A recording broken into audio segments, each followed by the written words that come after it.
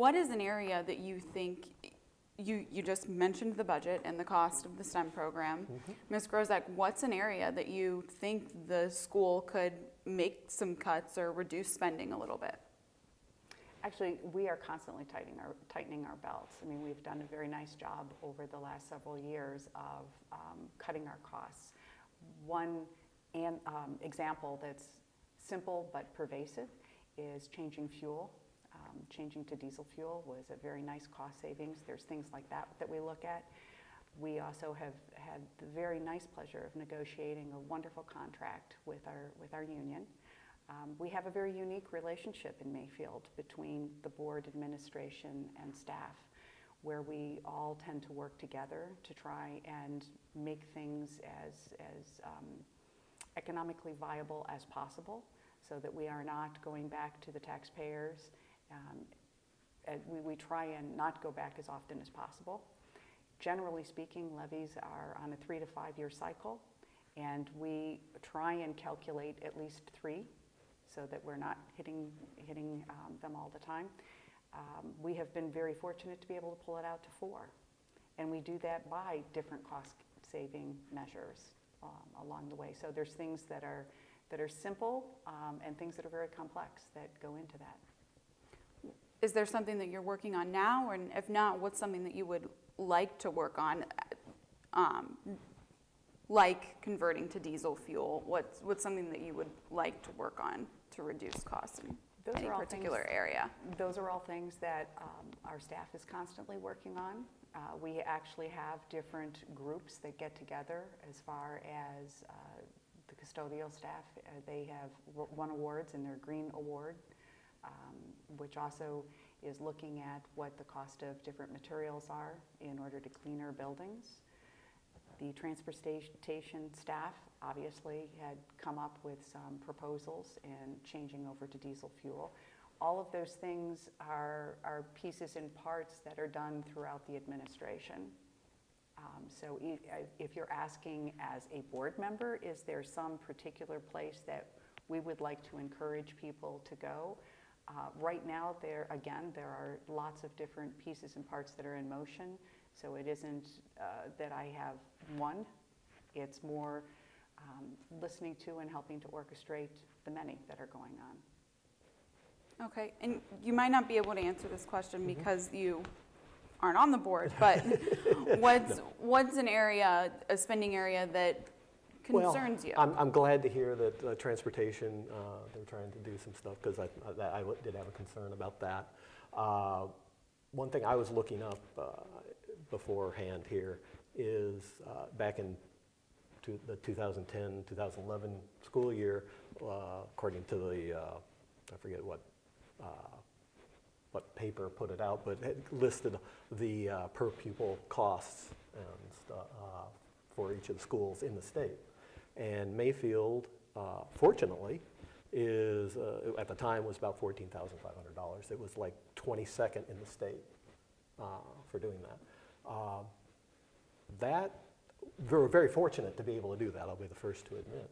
But I do get concerned that when you have that type of money, are we spending it wisely? I'm not sure where. To me, I would be more interested in knowing how do we compare to schools that we want to be evaluated against. Maybe schools like Solon, as an example, or Hudson, or whatever. I don't know. But those would be how are they spending less and maybe doing more? I think that would be an interesting question for me. Is have we done any benchmarking with other schools that we think we're competitive with? Okay, did you want to respond to that? Have you done any? Absolutely, we do benchmarking all the time. Okay. In fact, one of the schools that would be considered a twin or sister district is Sycamore down near Cincinnati, which is actually where Dr. Kelly came from. Okay. One of the reasons that he was very appealing to us is because he was coming from a district that was very similar to ours. And again, we are constantly benchmarking against each other, not only in cost, but in programming, innovative ideas. That is one of the things that's really wonderful in the educational world. is it's a little different, I think, than it is in industry, where educators tend to share back and forth as to innovative ideas for progress, where sometimes in industry we like to keep secrets so that we can market something better than somebody else can. One of the things that is very important to realize is that in education, what we're doing is preparing people for the future. And unfortunately, none of us have a complete crystal ball, but there are a lot of organizations that can give us indicators as to where things are going and what jobs will be available, therefore what knowledge needs to be garnered for those employees to be able to be successful in having jobs. So yes, we do look at ourselves against all of the other districts, like districts. Certainly it does not behoove us to look at and benchmark against people that are not similar to us, because you're going to be comparing apples to oranges. Well, I guess I'll say I don't know anything about that school system in Cincinnati where Dr. Kelly's on. I'm sure it did quite well. I have a great deal of respect for Dr. Kelly. But there are schools around here that I would consider considerable benchmarks to us, like Solon, Hudson as an example. And I happen to, one of my sons was in Science Olympiad, and I see those, I go to those events, and I see some of their, how well some of those kids are doing versus how we're doing. And while I think our kids are doing well, I'm impressed, quite impressed with what some of these other kids other schools are doing. They're really putting bigger programs together. Now, grant you, Solon's a bigger school system than we are, but I'm just trying to rationalize or come to understanding as to why they look so much better, at least in the Science Olympiad side of things. I don't know about, I haven't looked at any of the other programs. When you're looking at one program versus a whole, you are always going to see differences. There is no doubt. One of the things that I think is interesting is that we, I believe, started this discussion a little bit more on the economic side and what it costs to educate an individual. That's always a very tricky balance, to make sure that you are spending appropriately so that you have a lot of programming available. You mentioned that Solon is a larger district. Mentor is a huge district. One of the things that I find very unique in Mayfield is that we are able to offer students, as far as programming possibilities, much more than either of those districts, because of our consortiums and because we have grouped together. And we've not been doing that for a short amount of time, but over 30 years. And it's one of the things that is, the governor has spoken about, many people have politically talked about having consortiums, grouping things together, and we've been doing that for a very long time, which has allowed our students an edge of being able to have large opportunities in a smaller place. Okay. The district will lose 40.5% of its state funding by 2017 under this year's state budget. How will you help the district deal with those cuts if you are a board member? You go with me first. Huh? Yes. Yeah, I think, correct me if I'm wrong, it's like $2 million this year and $2 million next year or something like that. I think we're losing. To be quite honest, not knowing how the budget is, I don't know some of the issues. I'm concerned about that. Maybe Sue has some knowledge that I'm not aware of, but I think we're going to tighten our belt a little bit, although I have to admit I'm very frustrated with the state, and quite frankly, if I could figure out some way of not being able to run the place without the money, I would rather do that than take the money, I think. So I don't have a direct answer for you. I don't really know. Let me ask you this. The intention of those cuts was to reallocate money to districts that need it more. Right. Coming from a district that doesn't need the money as much, what's your response to that methodology? Well, I would like to understand where Governor Casey, the governor claims he's a Republican, And I don't know where that is in any Republican agenda, reallocating wealth. So I'm against it. I don't know. I don't understand where he's gotten it. I don't think you should do it. Now that doesn't mean there's not school systems that need more money. I'm not saying that. There probably are, but taking other people's money to do that, trying to take it out of our budget. It seems like since I've been here, I've been in the school system now for however many years, 16 years, we've cut, the state has cut taxes, cut budgets, cut the whole, for many years they've been cutting this. And I am really very frustrated with it.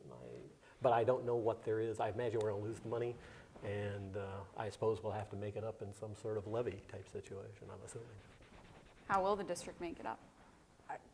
It's going to be very complex. There isn't an easy one brushstroke answer to that whatsoever. And the only political party I know that does the reallocation would be called Robin Hood. Yeah. Not a political party, but nevertheless, it isn't something that makes sense. As I mentioned, I do substitute teaching in another district. It is a district that desperately needs funds. And I understand how they desperately need funds, but to take it away from people who are doing the best they can with what they've got as well is not the appropriate way to do it. I think this is where the delicate balance always comes in, because we want to have our students well educated. We want them to be prepared for a global economy. We want them to have the appropriate work skills. We want them to have STEM programs. We want them to have all of the opportunities. And unfortunately, the vehicle that we use in order to be able to have these opportunities is taxes. Nobody wants to pay taxes. Nobody wants their taxes to increase. And I think that in the last 16 years, in my tenure on the board, has been something that we've always tried to balance as best we can. And we've been very fortunate that we have a very, very, very supportive community who is very like-minded in where they would like to see their children go. One of the great phrases that is going to be written in the front of the Innovation Center comes from Franklin Delano Roosevelt, which is, we can't always build the future for our youth, but we can build our youth for the future. Okay. Mr. Whiteman, would you like to take a minute for follow-up? I think, I agree with it. I think I'm into quotes, and I think that's a great quote from President Roosevelt. Yeah, I don't know what we're going to do on losing that money. I'm hoping maybe the legislature will change their mind, but I doubt it. So we can keep writing. One of the things that your board has been doing over this last couple of years is constantly going down to Columbus. Dr. Kelly has gone down. We as board members have gone down. We have spoken to our representatives, our senators, et cetera, talking with them on the same issue. And they are trying their best as well. I hear that there is some possibilities of some finessing that may occur to make it less painful, but it looks as if there is going to be eventually a full loss of those state funds. Is a tax increase an option? That would be your state legislator. You would have to ask that question too, as far as the funds that you're talking about. Is tax increase in Mayfield? There is no doubt that we will be facing another levy at some point. That is unfortunately the way the cycle is built. We have continued to tighten our belts to try and ask for as little as possible. We have done a very nice job of being able to use our PI funds and other funds. What are PI funds?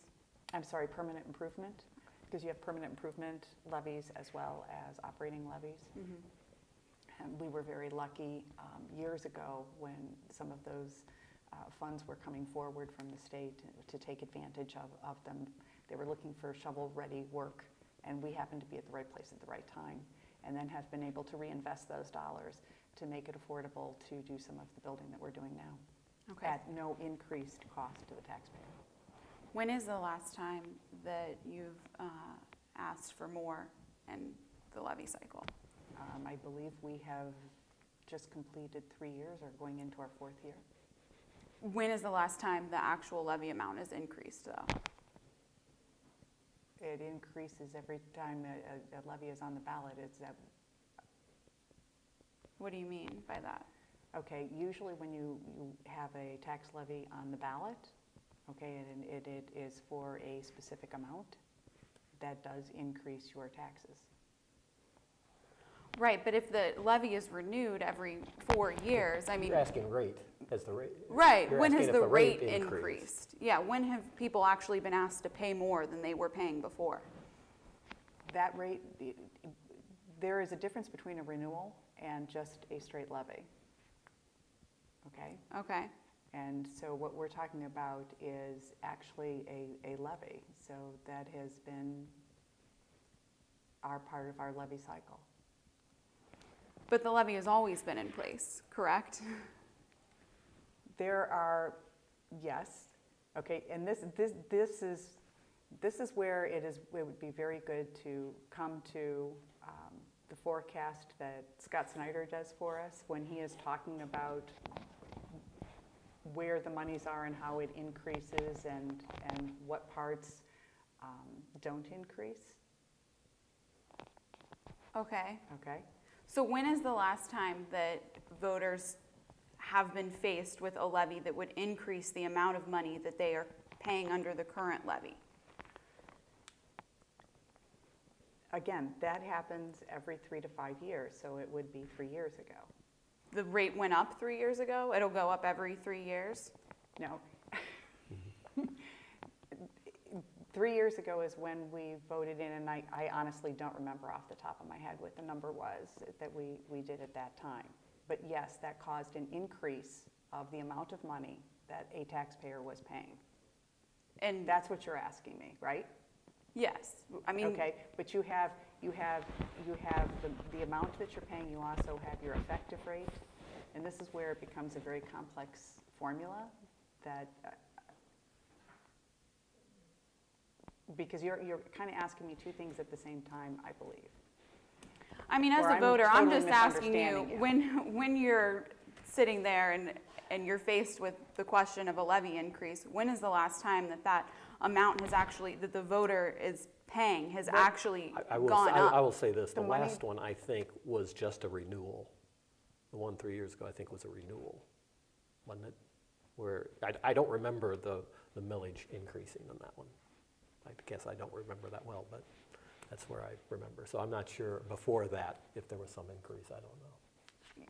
When is the last time there was a millage increase? I am not remembering it in the same way, so I would need to look back for you because I'm not sure that I am hearing it the way.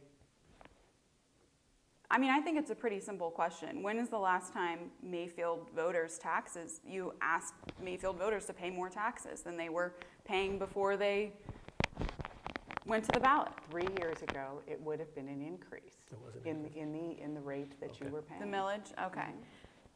When is the levy up for renewal next? That is usually determined when we are looking at where our budget is and where our costs are. That is something that we have not determined at this point.